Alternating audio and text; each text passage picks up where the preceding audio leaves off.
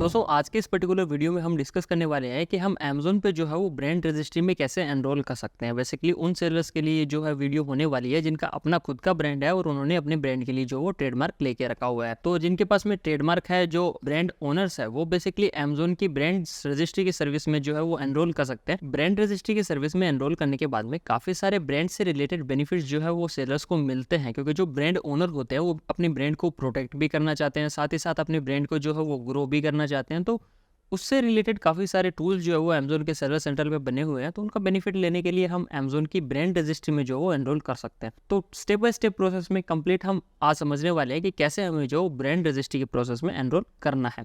तो हम इसके लिए सीधा चलते हैं हमारे अमेज़न के सेलर सेंटर में और जाके पूरी प्रोसेस को जो वो समझते हैं। तो यहाँ पे अगर हम देखेंगे ना, तो साइड में मेन्यू वाले सेक्शन में अगर हम यहाँ पे जाएंगे तो यहाँ पे देखिए ब्रांड का ऑप्शन आ रहा है और ब्रांड के ऑप्शन के अंदर में हमें यहाँ पे ऑप्शन मिल रहा है ब्रांड रजिस्ट्री का। तो हम सिंपली जो है वो ब्रांड रजिस्ट्री पे क्लिक करेंगे। ठीक है, तो यहाँ पे देखिए नीचे ऑप्शन मिल रहा है रजिस्टर योर ब्रांड का। हम सिंपली जो वो उसके ऊपर क्लिक कर देंगे। रजिस्टर योर ब्रांड पे क्लिक करने के बाद में यहाँ पे देखिए एनरोल योर ब्रांड का ऑप्शन आ रहा है। ठीक है, अब यहाँ पे दो चीज़ें हैं कि अगर हम ब्रांड ओनर है तो या तो हमारे पास में ट्रेडमार्क है या हमारे पास में ट्रेडमार्क नहीं है। अगर हमारे पास में ट्रेडमार्क नहीं है तो अमेज़न का आईपी एक्सीलेटर प्रोग्राम है जिसमें हम लीगल अटर्नी जो भी है ट्रेडमार्क रजिस्टर करवाते हैं हम उनसे जो वो कनेक्ट कर सकते हैं। अगर हमारे पास में ट्रेडमार्क है तो हम यहाँ पे एनरोल योर ब्रांड पे जो वो क्लिक कर सकते हैं। तो ब्रांड रजिस्ट्री में एनरोल करने के लिए बेसिकली हमारे पास में ट्रेडमार्क होना चाहिए, या पेंडिंग स्टेट में हो चाहे रजिस्टर्ड स्टेट में हो, लेकिन हमारे पास में जो ट्रेडमार्क होना चाहिए। पहले जो है वो ट्रेडमार्क रिक्वायर्ड होता था सिर्फ रजिस्टर्ड स्टेज में ही। अगर हमारा ट्रेडमार्क जो है वो रजिस्टर्ड हो चुका है तो ही हम जो एनरोल कर सकते थे, लेकिन अभी अगर हमारे ट्रेडमार्क की एप्लीकेशन पेंडिंग भी है तो भी हम जो वो एनरोल इसमें कर सकते हैं। तो हम सिंपली यहाँ पे जो वो एनरोल योर ब्रांड पे क्लिक करेंगे। एनरोल योर ब्रांड पे क्लिक करने के बाद में देखिए हमारे सामने काफी सारे ऑप्शंस आ गए हैं। वन बाय वन जितने भी ऑप्शंस हैं उन सबको हम देखते हैं। तो यहाँ पे देखिए सबसे पहले ऑप्शन आ रहा है what is your brand name. तो बेसिकली हमें यहाँ पे हमारा जो भी ब्रांड नेम है, हमने ट्रेडमार्क में जो भी डाल के रखा हो ब्रांड नेम हमें जो यहाँ पे डालना है।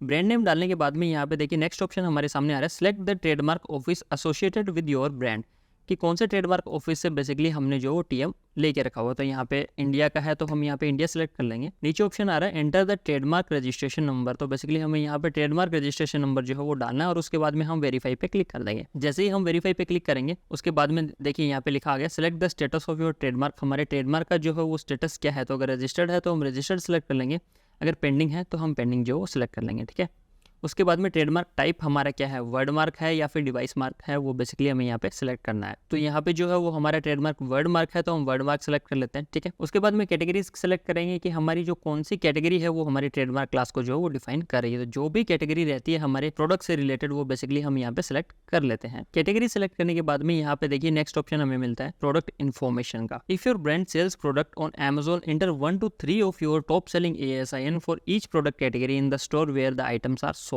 तो बेसिकली अगर हम हमारे प्रोडक्ट अमेज़न की वेबसाइट पे सेल कर रहे हैं ऑलरेडी, तो हमें यहाँ पे जो है वो ASI नंबर्स डालने हैं हमारे प्रोडक्ट्स के जो हम ऑलरेडी अमेज़न पे सेल कर रहे हैं रेफरेंस के लिए। अगर हम नहीं सेल करें तो हम इसमें जो कुछ भी एंटर नहीं करेंगे। ठीक है, उसके बाद में यहाँ पे देखिए नेक्स्ट ऑप्शन मिल रहा है enter the URL to your brand's official website. अगर हमारी ब्रांड की कोई भी ऑफिशियल वेबसाइट है तो हम उसका जो है वो URL यहाँ पे डाल सकते हैं। अगर नहीं है तो हम इसको जो खाली छोड़ देंगे, ऑप्शनल है ये। ठीक है, if your brand is sold on other e-commerce platforms enter the URL of those websites. अगर दूसरे किसी ई-कॉमर्स प्लेटफॉर्म पे भी हम अपने प्रोडक्ट सेल कर रहे हैं इस पर्टिकुलर ब्रांड नेम से, तो उनका भी लिंक जो है वो हमें यहाँ पे डालना है, ऑप्शनल है। अगर नहीं है तो हम इसको जो खाली छोड़ सकते हैं। ठीक है, उसके बाद में यहाँ पे डालना है product image. Upload 1 or more images of your product or product packaging that clearly shows your trademark name permanently affixed to them. The image must show the product that you want to protect through brand registry. Do not upload images that are computer generated. यहाँ पे simply हमें हमारे product की image जो है वो upload करनी है और उन प्रोडक्ट की इमेजेस के ऊपर जो है वो हमारा ट्रेडमार्क नेम जो है वो बेसिकली दिखना चाहिए।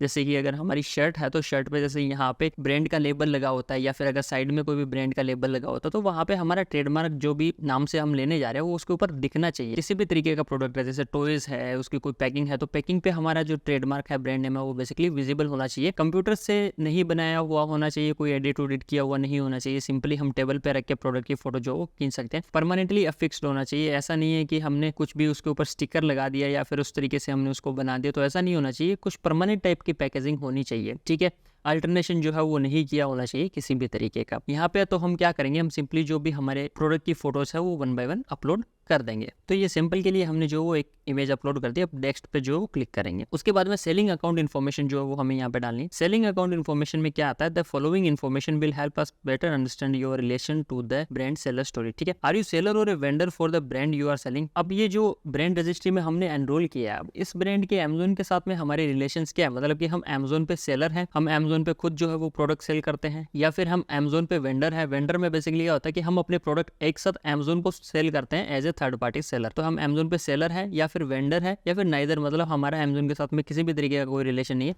लेकिन हमारा ये ब्रांड नेम है और हम चाहते हैं कि हम इस ब्रांड नेम को जो वो अमेजोन की वेबसाइट पे प्रोटेक्ट करें, तो भी हम जो ब्रांड रजिस्ट्री में एनरोल कर सकते हैं।